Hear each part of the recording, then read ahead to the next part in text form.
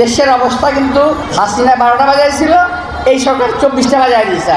এই সরকার অন্তর্বর্তী সরকারের আমলে দেশের কোন দিক দিয়ে ক্ষতি হয়েছে, কারা কিভাবে কোথায় আত্মসাৎ করেছে, কত টাকা লুট করেছে, কত টাকা খেয়েছে, এই সবের প্রমাণ রয়েছে বলে মন্তব্য করেছেন বিএনপির জাতীয় স্থায়ী কমিটির সদস্য মির্জা আব্বাস।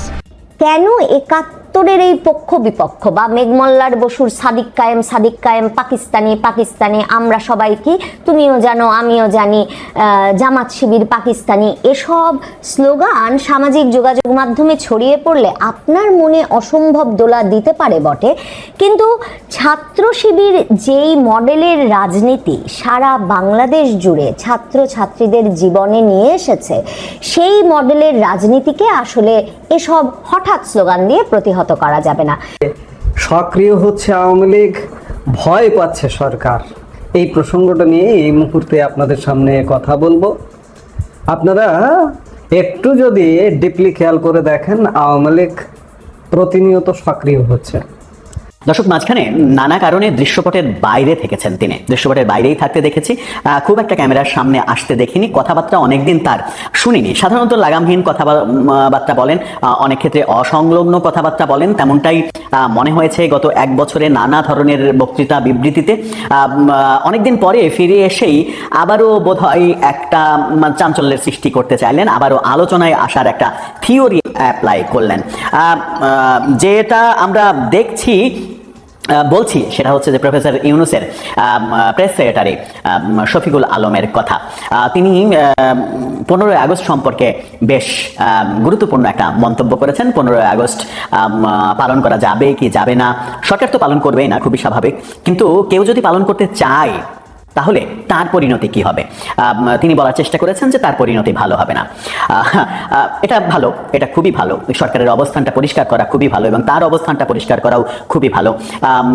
আমার মনে হয় যে এমন উদ্যোগও নেওয়া যেতে পারে যে আগস্ট মাসের নতুন একটা ইতিহাস রচনা করা যেতে পারে। সরকারের উদ্যোগে আগস্ট মাসের একটা নতুন ইতিহাস লেখার উদ্যোগ নেওয়া হতে পারে। সেই ইতিহাসে কি কি থাকতে পারে, কি কি লেখা থাকতে পারে এবং শফিকুল আলম কি বলার চেষ্টা করলেন, সেই বলার মাধ্যমে সমাজে কি বার্তা গেল, মানুষ এখন কি করবে, সেটাই আলোচনা করার চেষ্টা করবো। এই ভিডিওতে থাকছিলাম প্রধান উপদেষ্টার প্রেস সেক্রেটারি শফিকুল আলমের কথা। 15ই আগস্ট সম্পর্কে তিনি গতকালকে একটি সংবাদ সম্মেলনে মন্তব্য করেছেন, অনেক কথা বলেছেন, তার মাঝে 15ই আগস্ট সম্পর্কে তিনি মন্তব্য করেছেন। সেই মন্তব্যে তিনি কি বললেন, কি বলার চেষ্টা করলেন, তার সেই মন্তব্যটা কেন্দ্র করেই সরাসরি হেডিং করেছে দৈনিক যায় দিন। তাদের শিরোনামটা আপনারা দেখে নিতে পারেন। তিনি বলছেন যে 15ই আগস্ট কেউ কর্মসূচি পালন করলে ব্যবস্থা। প্রেস সচিব, অর্থাৎ 15ই আগস্ট, এর আগে আওয়ামী লীগের সময়ে জাতীয় শোক দিবস ছিল, সেটা তো এখন নেই, থাকবে না, খুবই স্বাভাবিক।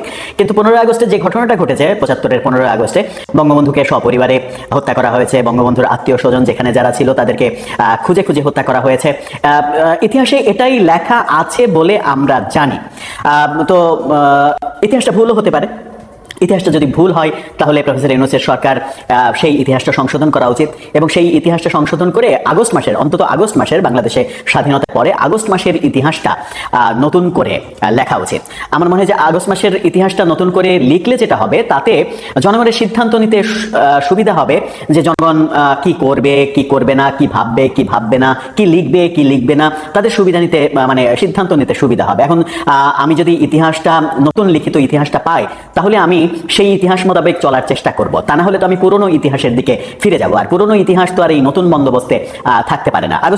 ঠিকঠাক মতো গ্রেনেডগুলো ফেলতে পারেননি, একটা ফেলেছিলেন, কিন্তু শেখ হাসিনার দুর্ভাগ্য যে ওই একটা গ্রেনেড যেটা ট্রাকের উপরে পড়েছিল, ভ্রাম্যমান যে মঞ্চ ট্রাক, সেই ট্রাকের উপরে পড়েছিল, কিন্তু সেই গ্রেনেডটা বিস্ফোরিত হয়নি, কারণ যিনি উপর থেকে ফেলেছিলেন তার মেটিকুলাস ডিজাইনে একটু ভুল ছিল। তিনি গ্রেনেডের পিনটা খুলতে ভুল করেছিলেন, পিনটা না খুলে তিনি থ্রো করেছিলেন। তো গ্রেনেডের পিন না খোলা পর্যন্ত গ্রেনেড আসলে বিস্ফোরিত হয় না, সেই কারণে শেখ হাসিনার সেই পরিকল্পনাটা ভেস্তে গিয়েছিল। এই ইতিহাসগুলো বিভিন্নভাবে আমরা জানি, আমাদেরকে গেলানোর চেষ্টা করা হয়েছে, আমাদেরকে শোনানোর চেষ্টা করা হয়েছে। এই ইতিহাসগুলো সমস্ত, মানে পক্ষে বিপক্ষে, এই ইতিহাসগুলো সমস্ত আদতে থাকা উচিত না, সেগুলো মুছে ফেলা উচিত এবং মুছে ফেলে আগস্টের 5 এবং 8 তারিখ এই দুটো দিনকে উল্লেখ করে একটা জাতীয় সনদ হতে পারে, একটা ঘোষণাপত্র হতে পারে, যে ঘোষণাপত্রে ঘোষণা দেওয়া হবে যে আগস্ট মাসে বাংলাদেশের ইতিহাসে 5 তারিখ এবং 8 তারিখের এই দুটো ঘটনা ছাড়া কোনো ঘটনা ঘটেনি। তাতে করে হবে কি যে কোনো সরকার প্রধানের প্রেস সেক্রেটারি কিংবা কোনো সরকার প্রধান কিংবা সরকারে থাকা ব্যক্তিবর্গকে নতুন করে সাবধানবাণী দিতে হবে না যে এই দিন উপলক্ষে কেউ যদি কোনো কিছু করার চেষ্টা করে তাহলে তাকে শাস্তির মুখোমুখি হতে হবে, তাকে গ্রেপ্তার করা হবে, জেল জুলুম দেওয়া হবে, জুলুম তো না, তাকে জেলে আপ্যায়ন করা হবে, নানা কিছু করা হবে। শফিকুল আলম যেটা বলার চেষ্টা করলেন সেটা একটু জেনে নিই, তারপরে একটু অন্য ব্যাখ্যায় যাই 1 মিনিটের মতো। তিনি বলার চেষ্টা করলেন যে বর্তমান আওয়ামী লীগের কার্যক্রম নিষিদ্ধ রয়েছে, 15ই আগস্ট শেখ মুজিবুর রহমানের হত্যাকাণ্ড হয়েছে, এটা দুঃখজনক। তিনি আবার স্বীকার করছেন যে হত্যাকাণ্ডটা হয়েছে, এই স্বীকার করাটা ঠিক হয়নি। তিনি বলছেন তবে এই দিনটি আগস্টের অন্য 31 দিনের মতোই, 31 দিন হবে না, আগস্টের অন্য 30 দিনের মতোই হবে। এখানে তিনি একটু ভুল বলেছেন, দিনের হিসাবে একটু ভুল করেছেন। একটা দিন তো আগস্ট 15 আর 30 দিনের মতোই হবে, যে অন্য 30 দিনের মতোই একটা সাধারণ দিন, সেভাবেই বলার চেষ্টা করেছেন যে অন্য দিনগুলো সেগুলোর মতোই একটা ঘটনা। কেউ ধানমন্ডিতে বা কোথাও কর্মসূচি করতে গেলে তাদের বিরুদ্ধে আইন অনুযায়ী ব্যবস্থা নেওয়া হবে। বলেছেন নিষিদ্ধ আওয়ামী লীগের কার্যক্রম চালাতে চাইলে আইন শৃঙ্খলা বাহিনী সেটি দেখবে। এই কথা বলতে মাসের নতুন ইতিহাস লেখা হলে সেখানে আগস্ট মাসে 31 দিনের মধ্যে 2টা দিন আমার মনে হয় যে প্রফেসর ইউনূসের সরকার শুধুমাত্র 2টা দিন উল্লেখ করতে পারে। এক 5 আগস্ট, সেখানে বড় অক্ষরে লেখা থাকবে শেখ হাসিনা সরকারের পতন দিবস, আর এক 8 আগস্ট, সেটা হচ্ছে প্রফেসর ইউনূসের আগমন দিবস।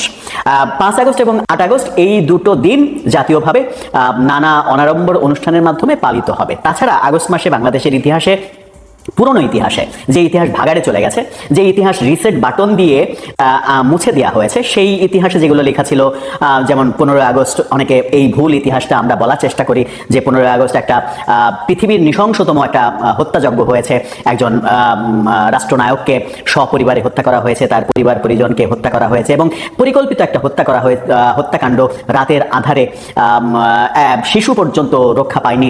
সেই দিবসটা সারা পৃথিবীকে কাঁপিয়ে দিয়েছিল। সেই দিনটা, সেই রাতটা, সেই কালো রাতটা সারা পৃথিবীকে কাঁপিয়ে দিয়েছিল।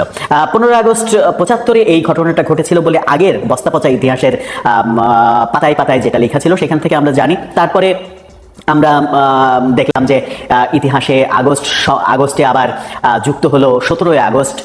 সারা দেশে 500 জায়গায় একযোগে বোমা হামলার ঘটনা ঘটলো, সেটাও ইতিহাসের একটা অংশ ছিল।